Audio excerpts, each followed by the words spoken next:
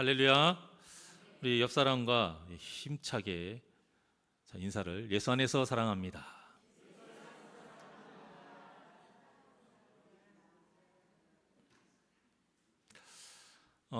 방송이나 이런 인터넷 요즘 유튜브 같은 거 이런 걸 보면은 기적을 체험한 사람들 이런 주제로 해서 영상들이 조금 있어요. 큰 사고가 나야 하는 상황이에요, 누가 봐도. 그런데 사고를 당하지 않고 멀쩡히 살아나는 장면들이 어떻게 그런 장면만 모아놓아가지고 이렇게 엮어놓은 영상들이 있더라고요. 자, 예를 들어서 자동차가 서로 이제 충돌을 했어요. 충돌을 하고 이 차들이 이제 비껴 나간 거예요. 미끄러지면서 사람을 덮치는데요. 근데 길가에 있는 사람이 휴대폰을 보고 있어가지고 차가 오는지도 몰랐어요. 그런데 차가 알아서 깻잎 한 장 차이로 쭉 옆으로 지나가는 거예요. 주변에서 보는 사람들은 막 소리 지르고 난리가 나는데 정작 그 당사자는 휴대폰 보고 뭐가 휙 지나가니까 아무렇지 않게 그냥 걸어가는 거예요. 이 세상 사람들은 그 영상을 보고 뭐라고 하겠어요? 이야, 저 사람 정말 운이 좋구나, 이렇게 말을 하겠죠. 그런데 우리 믿는 자들은 알죠. 그 모든 것이 하나님께서 도와주신 거구나. 그 사람이 믿는지 안 믿는지는 모르지만 다 하나님께서 도와주신 하나님의 은혜구나, 우리가 이렇게 말을 합니다. 저도 이제 그런 영상을 보면 하나님의 은혜이구나 이렇게 고백을 하지만 또 거기에서 드는 생각이 뭐냐면 정말 세상의 주권은 하나님 손에 달려 있구나. 그 사람이 운이 좋은 게 아니고 하나님이 손가락 한 번으로 비껴나가게 하신 것이고, 좀 애석하긴 하지만 어떤 사고로 불의하게 사고를 겪으신 분들, 또 여러 가지 어떤 문제가 있으신 분들, 다 하나님의 주권 하에서 이루어지는 거 아니겠습니까? 어떤 사람은 안전하게 살려고 조심조심 하면서 사는데도 불의의 사고를 당해.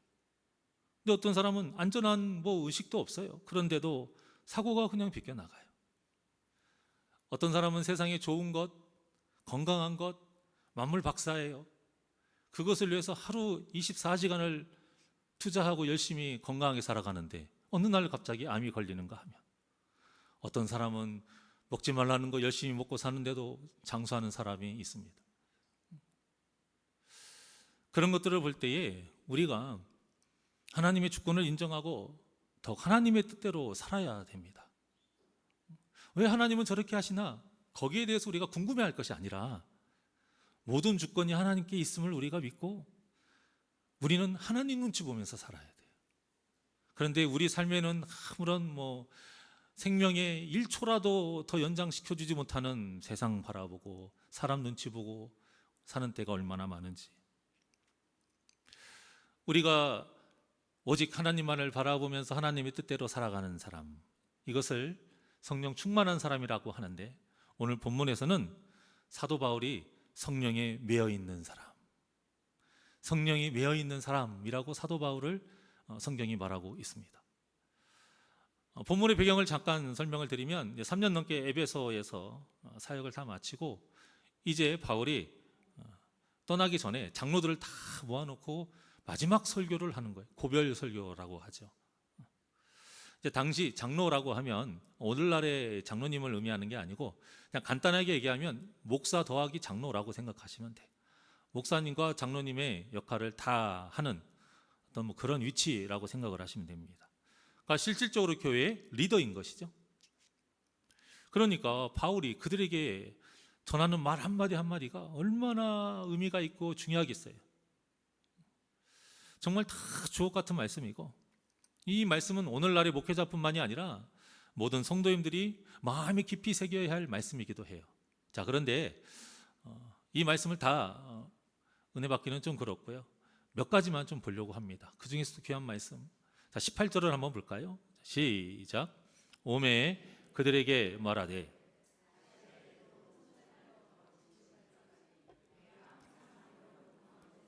어떻게 행하였는지 여러분도 아는 바니. 아멘.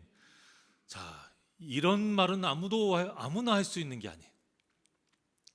이런 말을 하게 되면은요, 아마 열의 아홉은 말해놓고 본전도 못 찾을 거예요.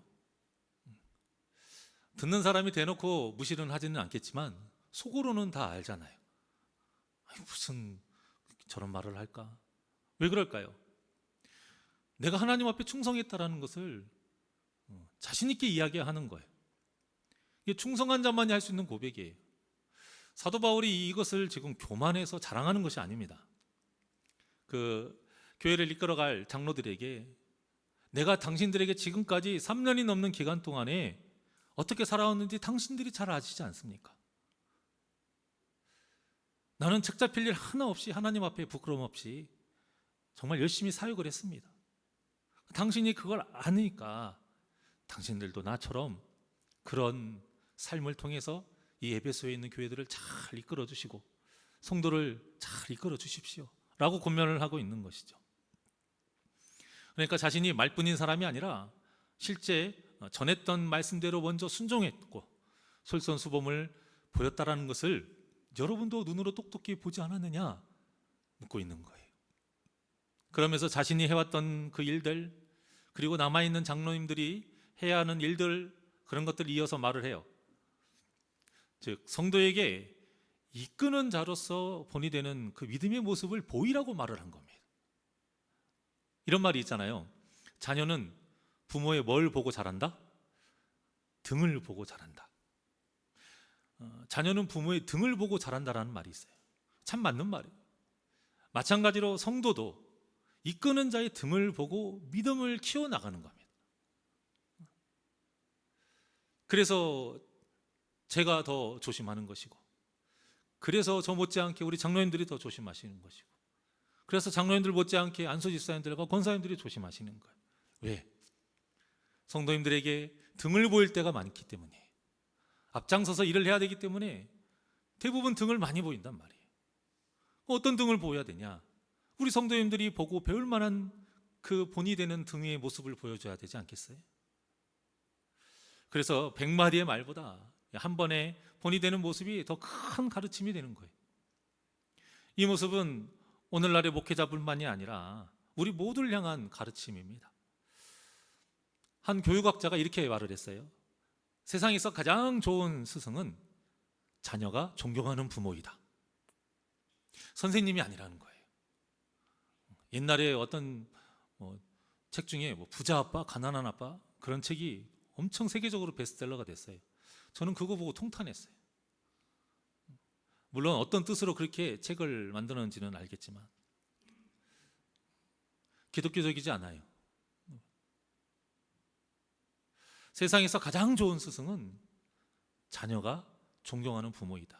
여러분, 저는 이 말이 너무나도 귀하면서도 한편으로는 저를 한없이 부끄럽게 만드는 말이기도 합니다. 부모이기 때문에 자녀에게 권위가 있잖아요. 그래서 자녀가 부모의 말을 듣기는 합니다. 하지만 사람 대 사람으로 존경을 해서 듣는 거하고 부모이기 때문에 그냥 들어주는 거하고는 엄청난 차이가 있는 거예요. 그래서 어떤 사람은 자녀에게 존경받았다? 그러면 당신은 성공한 사람이다. 이렇게까지 말을 합니다. 우리 믿는 자들도 마찬가지예요. 물론 하나님께 인정을 받는 것이 진짜 믿음이죠. 하지만 하나님께 믿음을 인정받는 성도는 한 몸을 이루는 다른 성도에게도 인정을 받게 되어 있습니다. 그런 성도는 굳이 말로 가르치지 않아도 그냥 그가 하는 말이나 행동 자체가 다 가르침이고 은혜. 아, 저렇게 해야 되는구나. 아, 저 말이 너무 은혜롭구나. 그래서 저와 같은 목회자는 당연하고 우리 직분자들, 특히 중직들은 성도들에게 존경받을 만한 믿음의 뒷모습을 보이는 것을 비전으로 삼아야 돼요. 매년마다 우리가 여러 가지 목표가 있지만 우리 중직분들은 그것을 목표로 삼으셔야 돼요. 꼭 반드시.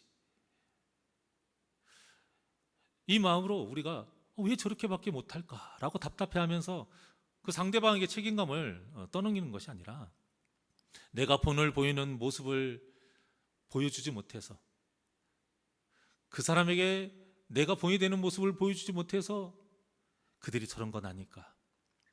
우리가 이것을 이렇게 깨달아서 말씀과 기도로 다른 사람이 아닌 나를 쳐서 복종시키는 것.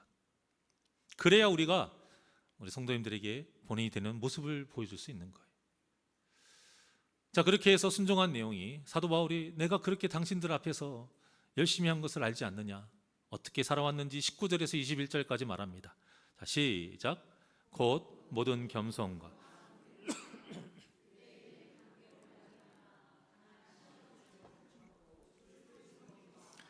유익한 것은 무엇이든지 공중 앞에서 각 집에서나 거리낌이 없이 여러분에게 전하여 가르치고 유대인과 헬라인들에게 하나님께 대한 회개와 우리 주 예수 그리스도께 대한 믿음을 증언한 것이라. 아멘. 이 사도 바울의 가르침과 그 사도 바울의 모든 그 행함의 모습이 저와 여러분의 삶이 되기를 원합니다. 어떤 삶이에요? 19절에 보면 항상 겸손했대요. 항상 겸손하게, 또 눈물이래. 왜 눈물이 흘립니까? 그 영혼이 불쌍해서. 이것을 긍휼의 마음이라고 하죠. 그 영혼을 긍휼히 여기는 마음으로 눈물을 흘리면서, 끝인가요? 눈물을 흘리면서 무엇을 하게 돼요? 기도를 하게 되죠. 중보기도를 여러분들이 뽑았습니다.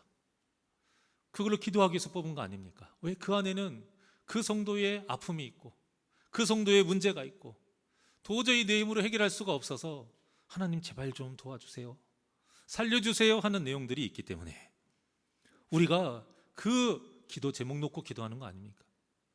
그러니까 눈물이라는 것은 긍휼히 여기는 마음으로 눈물을 흘리며 기도하는 것을 말해요. 또 어떤 시험에도 선하신 주님을 믿고 인내하며 예배하는 자로 섬기는 것, 이것이 이제 19절의 내용이에요. 힘들고 어려울 때 가장 먼저 예배를 배청하는 것이 아니라 힘들고 어려우니까 가장 먼저 주님의 전으로 찾아오는 이 기도의 무릎이 저와 여러분의 무릎이 되기를 원합니다. 발걸음이 힘들고 팍팍할 때 세상 사람들처럼 어디 노래방이나 어디 바닷가나 어디 바람 쐬러 가지 마시고 힘들고 어려우면 예배당으로 발걸음 옮기셔서 하나님 붙잡고 기도로 승부 보시는 복된 심령들 되시길 바랍니다. 또 뭐라고 했느냐? 자기는 복음을 위해서 부끄러워하지 않았다는 거예요. 담대하게 전하면서 예수님의 증인대로 살았다라고 말을 합니다. 이것이 바로 먼저 은혜 받은 자로서 마땅히 해야 될 일이에요. 그래서는 바울의 표현 중에 이 말이 너무 좋아요. 우리는 다 복음의 뭐한 자? 예, 그렇죠. 우리는 복음의 빚진 자. 갚아야 돼요. 빚을 졌기 때문에 복음을 갚아야 돼요. 이 믿음의 뒷모습으로 우리가 이 새날교회를 정말 온전히 이뤄가야 됩니다. 한 사람만 해서는 안 돼요. 우리 모두가 다.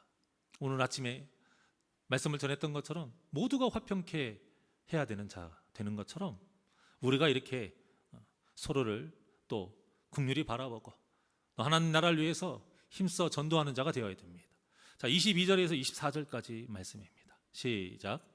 보라, 이제 나는 성령에 매여 예루살렘으로 가는데 거기서 무슨 일을 당할는지 알지 못하노라. 오직 성령이 각 성에서 내게 증언하여 결박과 환난이 나를 기다린다 하시나 내가 달려갈 길과 주 예수께 받은 사명 곧 하나님의 은혜의 복음을 증언하는 일을 마치려면 나의 생명조차 조금도 귀한 것으로 여기지 아니하노라. 아멘. 참 귀한 말씀이에요. 특히 마지막 24절 같은 경우는 사명자들이 목숨처럼 달달달달 외우고 마음에 새기고 있는 말씀. 자, 그런데 이 바울의 이 말을 세상 사람들은 절대 이해할 수가 없어요. 어쩌면 우리가 겉으로는 아멘이라고 하지만 실제 마음으로는 우리 믿는 자들도 쉽게 이해하지 못하거나 그것만큼은 안 했으면 좋겠다라는 마음이 있을 수 있어요. 그게 무엇이냐? 오늘 이 지금 바울의 행보예요. 뻔히 결박당하고 환난이 기다리고 있는 그 예루살렘으로 간다는 거예요. 22절에 보면 무슨 일을 당할는지 알지 못한다. 이게 무슨 말이냐면 일단 가보면 고난일 수도 있고 아닐 수도 있다, 이런 뜻이 아니에요. 고난은 확실한데 도대체 어떤 고난인지, 얼마만큼 힘든 고난인지는 모른다는 거예요. 그런데도 예루살렘으로 가는 이유는 오직 하나예요. 19절에 뭐라고 22절에 뭐라고 나와 있습니까? 나는 성령에 매였기 때문이다. 성령에 매였기 때문이라고 바울은 당당하게 말하고 있습니다. 이걸 자랑으로 얘기하고 있어요. 우리는 누구한테 끌려다니고 하는 것을 부끄러운 거라고 이야기하지만 우리 믿는 자들은 성령님의 이끄심 따라 순종하면서 끌려다니는 것이야말로 믿음의 모습이요, 우리가 부러워해야 될 모습입니다. 사랑하는 새날교회 성도 여러분, 성령 충만하시기를 간절히 소망합니다. 이 말씀에는 어떤 성도라도 모두 아멘이라고 해요. 성령 충만해야지. 그래서 어떤 마음까지 있냐면 성경에 기록된 이 믿음의 선진들처럼 또 바울처럼 손수건으로 다 귀신이 떠나가고 앉은 배가 일어서고 이런 기적의 어떤 멋진 사역을 하는데 좀 쓰임받으면 좋겠다 하는 기대감도 있을 수 있어요. 그런데요, 오늘 본문에 보면 진짜 성령 충만한 사람은 뭐라고 합니까? 고난이 뻔히 보여도 그 길을 향해 담대하게 걸어가는 사람이 성령 충만한 사람이다. 그래서 바울은 이 메시지를 좀 더 명확하게 전하기 위해서 성령 충만하다 이런 말을 하지 않고 뭐라고 표현했습니까? 성령에 매여 있다. 흔히 말하는 목줄 채웠다는 거예요. 어디를 못 가요. 성령님이 이끄시는 대로 갈 수밖에 없는 상황인 거예요.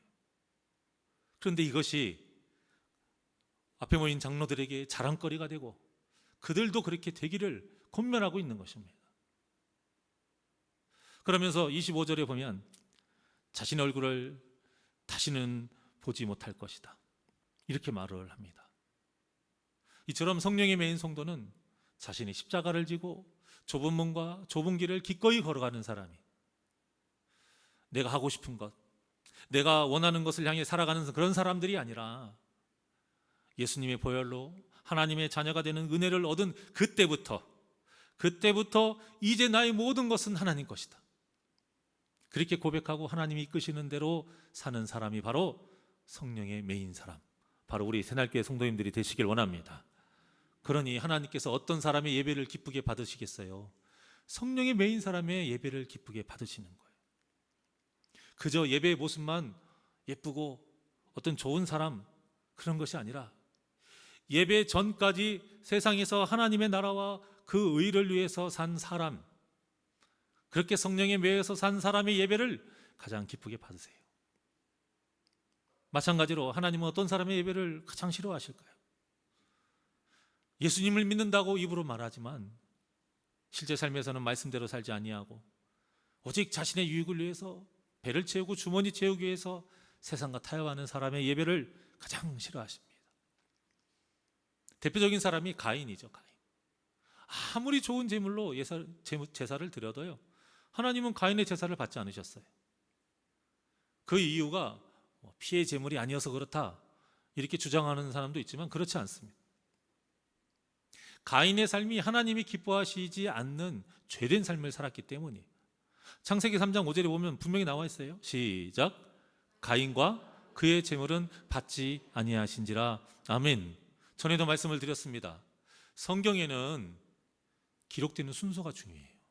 대부분이 그래요. 거의 대부분이. 지금 가인이 드린 제물보다 무엇이 먼저 나왔어요? 가인의 이름이 나왔어요. 그러니까 하나님께서 가인의 그 삶을 받지 않으셨다라는 거예요.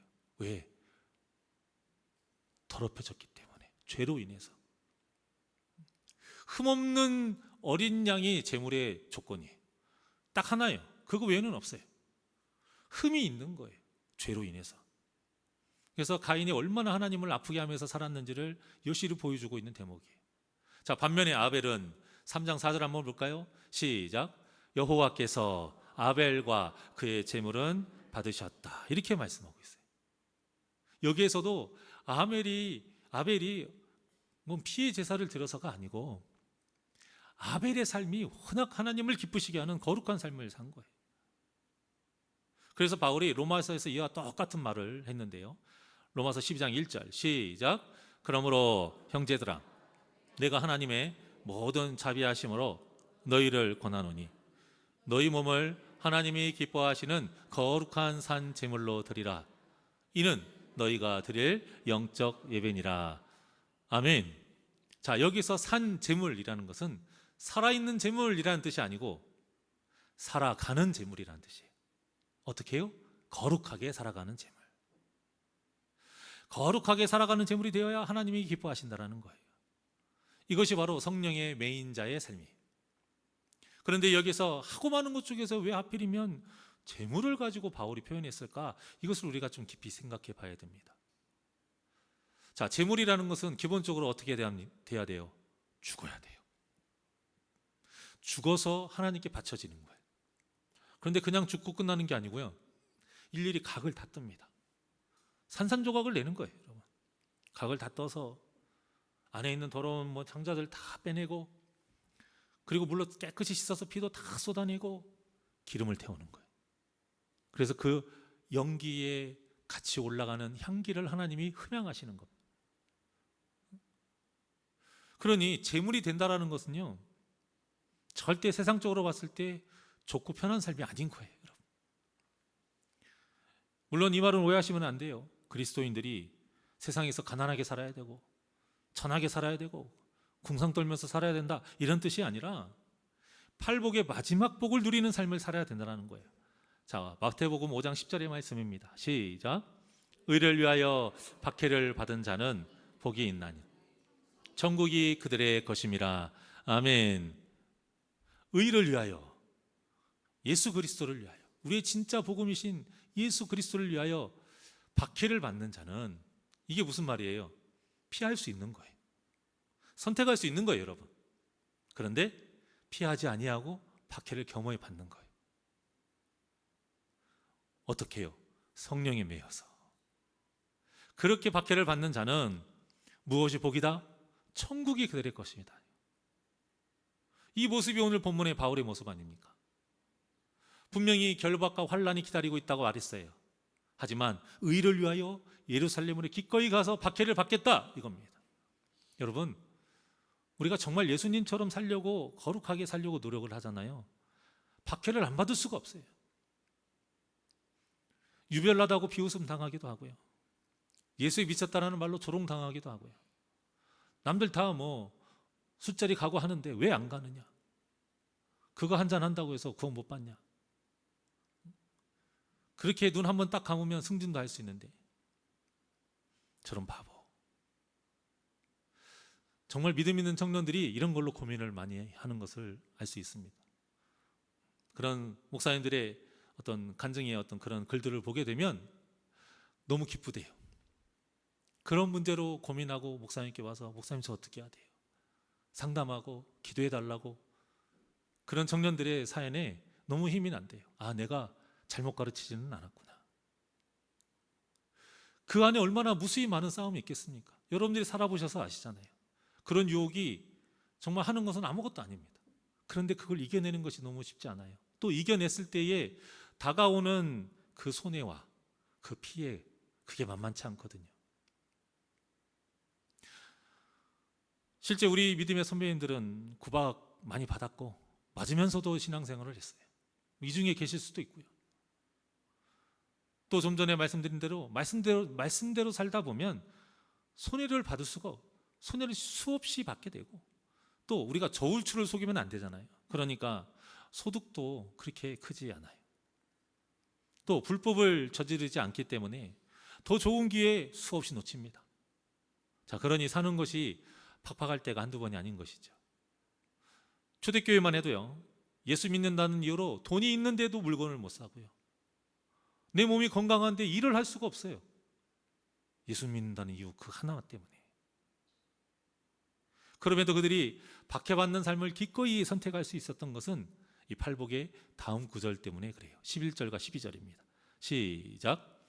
나로 말미암아 너희를 욕하고 박해하고 거짓으로 너희를 거슬러 모든 악한 말을 할 때에는 너희에게 복이 있나니 기뻐하고 즐거워하라. 하늘에서 너희의 상이 큼이라. 너희 전에 있던 선지자들도 이같이 박해하였느니라. 할렐루야. 박해라는 말만 나오면 아멘이란 말이 쏙 들어가면 안 됩니다.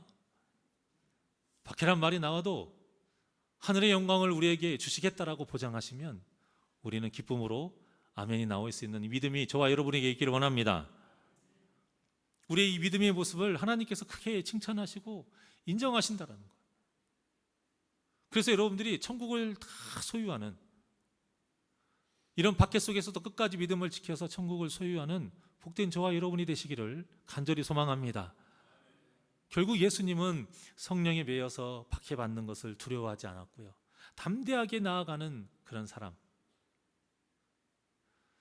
기뻐하고 즐거워해야 한다, 기뻐하고 즐거워해야 한다라고 말씀하고 있어요.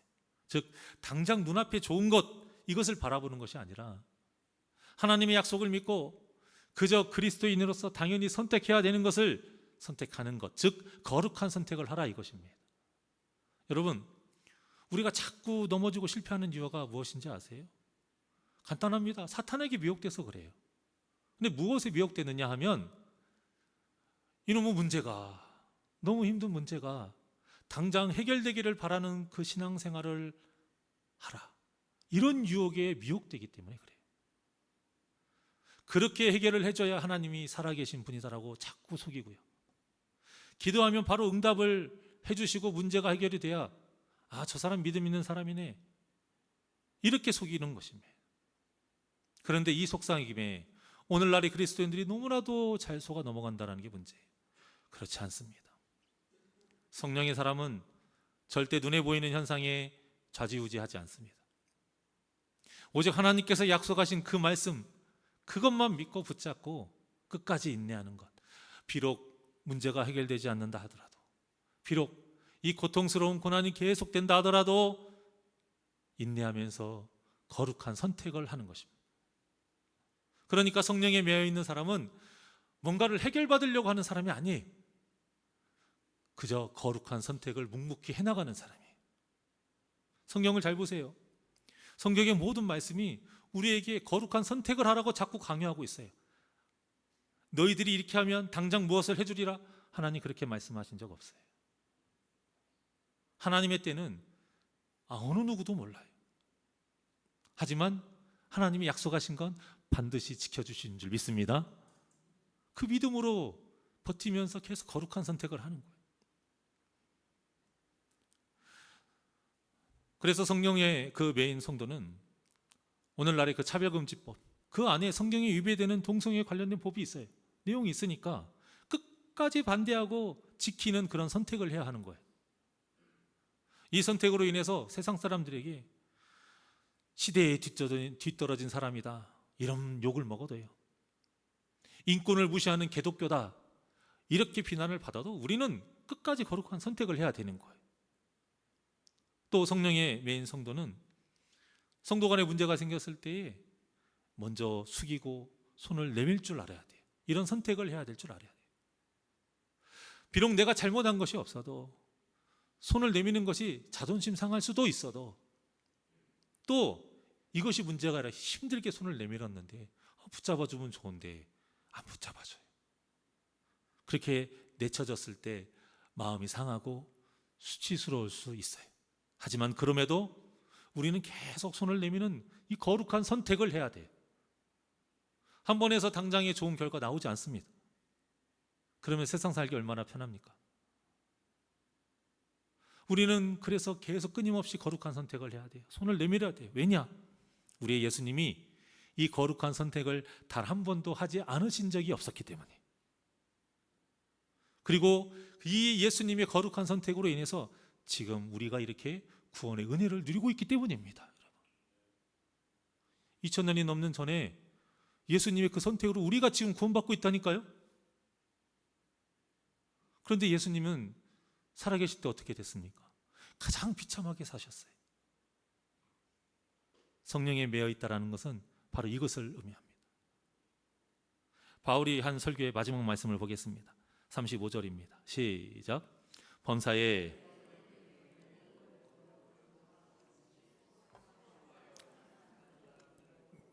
또 주 예수께서 친히 말씀하신 바, 다시 시작. 또 주 예수께서 친히 말씀하신 바, 주는 것이 받는 것보다 복이 있다 하심을 기억하여야 할지니라. 아멘. 자, 바울은 지금까지 그들에게 본을 보여준 것을 말했어요. 내가 이렇게 본을 보여주지 않았냐? 근데 이것은 자랑하는 것이 아니라고 했습니다. 자신이 그렇게 거룩한 선택을 할 수 있었던 이유에 대해서 얘기하려고 그래요. 뭐라고 합니까? 예수님의 가르침 때문이었다라고 말하고 있어요. 하반절에 보면 예수께서 친히 말씀하신 바 그 말씀 때문에 했다라는 거예요. 무슨 말씀이에요? 주는 것이 받는 것보다 복이 있다. 믿으십니까? 그런데 받는 게 더 좋아요. 이 말씀이 무슨 말씀이냐면요, 주는 것이야말로 하나님의 모양과 형상이라는 거예요. 준다는 말은 그 말 자체에 무엇이 포함되어 있냐면, 주게 되면 나한테는 뭐가 돼요? 손해예요. 그렇잖아요. 달랑 하나 남은 그 맛있는 사과 하나를 남한테 주는 것은 내가 못 먹는 손해를 보잖아요. 준다라는 것은 이미 그 안에 내 유익을 포기하고 손해를 본다라는 뜻이 있는 거예요. 우리는 받아야 그 당장이 좋은데 그럼에도 줘야 한다는 거예요. 왜요? 줌으로 인해서 나는 당장 손해를 보지만 그 줌으로 인해서 그 영혼에게 복음이 들어가고, 줌으로 인해서 예수님의 사랑이 전해지고, 줌으로 인해서 우리가 화평을 이루게 된다는 것입니다. 그래서 정말 성도님들을 잘 섬기는 분들 보세요. 물론 여유가 있으신 분들도 많이 있지만 여유가 없어도 막 섬겨요. 주기 좋아해서가 아니고 그것이 예수님의 말씀이기 때문에 그래요. 예수님이 그렇게 사셨기 때문에 그래요. 그래서 저는 말씀드리는 거예요. 먼저 손을 내미십시오. 숙이십시오. 돈 드는 거 아니잖아요. 내가 먹을 거 남 주는 거 아니잖아요. 그런데 문제가 뭐가 있어요? 그것보다 눈에 보이지는 않지만 가장 중요한 내 자존심이 이 허락을 하질 않으니까. 여러분, 나를 주면 다 주는 거 아닙니까? 그 자존심을 꺾고 먼저 손을 내미는 다 주는 거 아니겠어요? 어렵습니다. 어렵지만 이 믿음의 선택으로 인해서 우리 교회가 사랑이 넘치고 화목을 이루는 줄 믿습니다. 그 화평을 이루는 자가 저와 여러분 모두가 되시기를 원합니다. 아직 어린아이 신앙인 성도가요, 그들을 위해서 포용해주고 기다리는 거, 이것도 주는 거예요, 여러분. 때론 너무 더뎌, 성장하는 게 너무 더뎌가지고 답답하고, 아니 교회 생활 몇 년인데 아직도 미숙해서 계속 사고치고 그 사람 뒤치적거리 하느라고 힘들고, 또 고마운 것은 몰라요. 후벼 파요. 상처를 주고 속이 상할 때도 있지만 그럼에도 먼저 은혜 받은 자답게 또 주는 거예요. 그래, 그럴 수 있지. 때가 되면, 하나님의 때가 되면 저 영혼 귀하게 사용하실 거야. 또 우리 주위에 예수님 믿지 않는 그 사람들 그냥 지나치지 말고 복음을 전하기 위해서 줘야 된다는 거예요. 관심을 주고 사랑을 주고 도움도 주고, 또 무엇보다 그리스도인으로서 세상과 다른 그 거룩한 모습을 보여줘요. 물론 바로 열매를 맺지 않습니다. 아니, 않을 수도 있어요. 맺을 수도 있지만 어쩌면 우리는 실컷 주는 수고만 하고 거두는 것은 다른 사람일 수도 있어요. 그럼에도 우리가 줘야 하는 이유는 이 복음의 나눔으로 인해서 이곳 광주 땅에 새날교회가 세워져서 우리가 이렇게 지금 하나님께 예배할 수 있는 은혜를 누리고 있기 때문입니다. 우리가 모르는 누군가의 섬김과 누군가의 주는 이 거룩한 선택이 지금의 열매를 맺을 수 있는 거예요. 그러니 당장 받으려고 하지 마시고 선하신 하나님만을 믿고 의지하면서 좋은 것을 주는 거룩한 선택을 하는 우리 복된 저와 여러분이 되시기를 주님의 이름으로 축원합니다. 사랑하는 여러분, 사탄은 우리를 자꾸 조급하게 만들어요. 이 전략이 너무나도 잘 먹힙니다. 그러다 보니까 작정 기도의 의미가 변질되고 철학 기도의 의미가 변질되고 결과를 빨리 얻도록 하나님을 조르는 그런 기도로 자꾸 변질되는 거예요. 헌신도 마찬가지고요, 헌금도 마찬가지예요. 그저 하나님이 좋아서 자원에서 기쁨으로 드리는 게 아니라 한쪽에 내 속셈이 따로 있어요. 다른 건 안 받아요. 우리 아들 대학 합격을 왜 제가 이렇게 소근소근 할까요? 실제 기도할 때는 속보이니까 하고, 할 때는 하나님을 위해서 제가 다 바칩니다. 그런데 합격은, 승진은 하나님이 너무 좋아서 하는 게 아니라, 받은 은혜가 너무 감사해서 하는 게 아니라, 한쪽 주머니에 내가 얻고 싶은 결과를 빨리 얻기 위해서 하고, 지금 내가 처한 문제를 빨리 해결받기 위해서 하게 한다는 거예요. 누가요? 사탄이. 자꾸 조급하게 하는 거예요. 그러니 이런 사탄의 공격을 우리가 어떻게 이겨낼 수 있겠습니까? 저는 그래서 이 조급증을 이겨내는 성도님들이 너무 대단해요. 1, 2년도 아니고 10년, 20년, 30년을 그 해결되지 않는 문제 붙잡고 어떻게든 믿음으로 살려고 주님 붙잡고 살아가는데, 아직도 인간적인 눈으로 보면 해결의 기미가 안 보여요. 그런데도 어떻게든 주님 붙잡고 살아가는 그 심령이 너무나도 귀하고, 그러니까 그 심령 생각하면 제가 더 안 달라요. 좀 빨리 좀 해결해 주시면 안 돼요? 부자 되겠다고 하는 것도 아니고 믿음 생활 제대로 해보겠다고 하는 건데, 그 핍박받는 것 좀 없애달라고 하는 게 그게 안 돼요. 하나님께 좀 따질 때도 있어요. 근데 남들이 따지는 건 좋아요, 여러분. 내 문제 갖고 나 빨리 해결시켜달라고 따지는 것보다 남의 문제 가지고 좀 제발 좀 그 영혼 좀 도와달라고 하는 건 좋아요. 그런다고 너무 따지지는 마시고, 여러분들이 뽑은 오늘 또 새로운 성도님들의 기도 제목들이 있습니다. 한 달간 또 열심히 그 심령들 붙잡고, 오늘 10월 달이니까 저번에 한 달 빠지고 8장이 또 있을 거 아닙니까? 그럼 총 9명분의 여러분들 기도 제목 놓고 매일매일 하시는 거예요. 우리가 사탄의 공격 이겨낼 수 없습니다. 우리가 무슨 힘이 있어서 이겨냅니까? 오직 성령님의 도우심이 있어야 이겨낼 줄 믿으시길 바랍니다. 성령님의 도우심은 다른 게 아니에요. 우리의 유일한 무기, 말씀을 생각나게 하시는 거예요. 근데 왜 말씀이 생각나게 할까요? 요한복음에 보면 예수님이 너에게 성령을 보내줄게. 근데 그 성령이 내가 가르친 말이 생각나게 할 거야. 그래서 뭘 어떻게 하려고 하시는 거예요? 우리에게 원하시는 게 있단 말이에요. 뭐냐? 거룩한 선택을 하라는 것입니다. 거룩한 선택을. 그러니 비록 고난의 길이요 험난한 길이라 할지라도 성령에 매여 거룩한 선택을 해서 죄를 이기는 그런 승리의 삶을 사시는 복된 저와 여러분이 되시기를 주님의 이름으로 간절히 축원합니다. 우리 주만 바라볼지라 하나님께 찬양드립니다.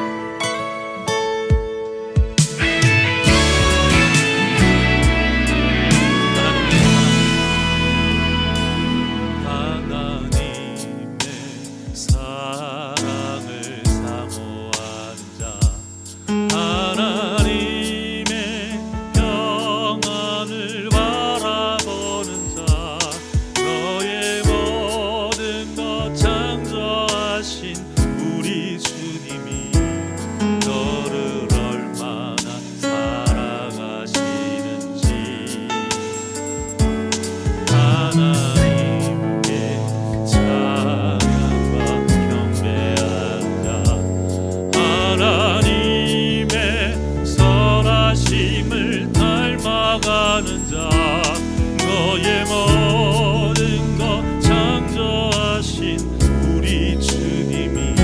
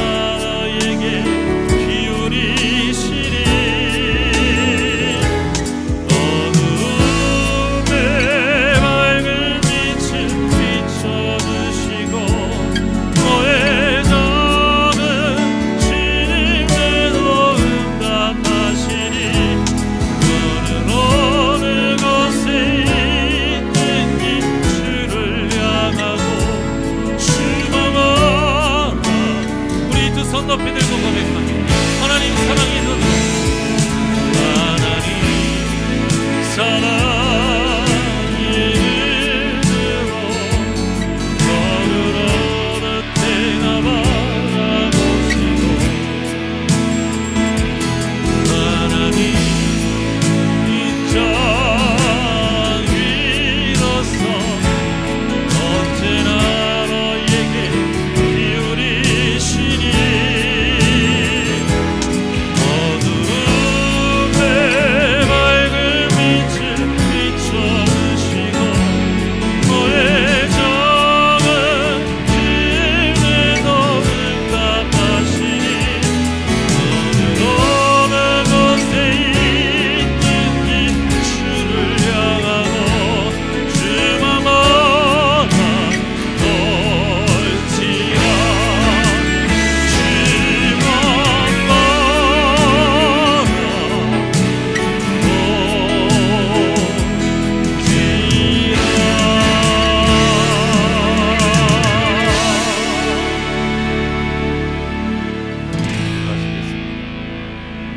언제나 우리에게 은혜를 베풀어 주시는 하나님, 삶을 살아갈 동안 세상을 바라보지 아니하고 오직 주님만을 바라보며 살아가게 하여 주시옵소서. 주님을 바라본다라는 것은 성령에 매여서 오직 거룩한 선택을 하면서 살아가는 삶입니다. 나의 모든 시선이 고난받을 때에도 주님을 바라보고, 핍박받을 때에도 주님을 바라보고, 가난할 때에도 주님을 바라보고, 지긋지긋한 문제가 해결되지 않고 힘들 때에도 주님을 바라보며 하나님을 아프게 하지 않고 하나님을 기쁘게 하는 거룩한 선택을 하는 것이 바로 주님을 바라보는 삶입니다. 사랑하는 우리 성도님들이 일평생 동안 오직 주님만을 바라보며 주는 자의 삶으로서 거룩한 선택을 하며 승리하게 하여 주시옵소서. 하나님의 약속하심을 믿고 비록 내 손에 바로 쥐어지지 아니하더라도, 비록 내 문제가 바로 해결되어지지 않는다 할지라도 오직 주님만을 바라보며 그 승리의 길, 구원의 길 완주하게 하여 주시옵소서. 감사하며 예수님의 이름으로 기도하옵나이다. 아멘.